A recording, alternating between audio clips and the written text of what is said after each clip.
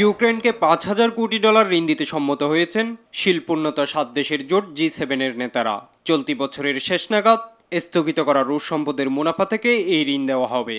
বৃহস্পতিবার ইতালিতে শুরু হওয়া G7 এর 3 দিনব্যাপী শীর্ষ সম্মেলনে প্রথম দিন এই সিদ্ধান্ত হয়।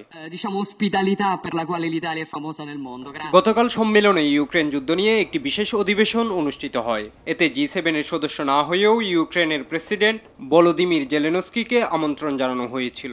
বৈঠকে জোটটির সদস্য যুক্তরাষ্ট্রের প্রেসিডেন্ট জো বাইডেন ও আয়োজক ইতালির প্রধানমন্ত্রী জর্জিয়া মেলোনি সহ ফ্রান্স, জার্মানি, কানাডা, জাপান, যুক্তরাজ্যের সরকার ও রাষ্ট্রপ্রধানদের পাশাপাশি উপস্থিত ছিলেন ইউরোপীয় ইউনিয়নের শীর্ষ কর্মকর্তারাও।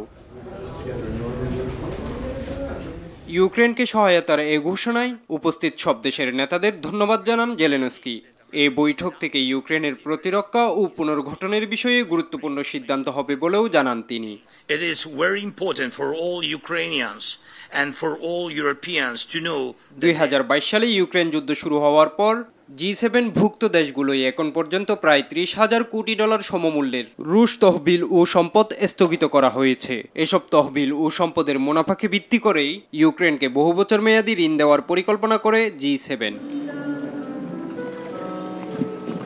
বিদেশে রাশিয়ার সম্পদ জব্দের ঘটনাকে চুরি হিসেবে আখ্যায়িত করেছেন রাশিয়ার প্রেসিডেন্ট ভ্লাদিমির পুতিন। এই ঘটনায় জড়িতদের কঠিন শাস্তির হুঁশিয়ারি দিয়েছেন তিনি। এছাড়া ইউক্রেনের জন্য G7 এর ঋণের সিদ্ধান্তকে ব্রাসেলসের জন্য অত্যন্ত বেদনাদায়ক হবে বলে হুঁশিয়ারি দিয়েছেন রুশ পররাষ্ট্র মন্ত্রণালয়ের মুখপাত্র মারিয়া জাখারোভা।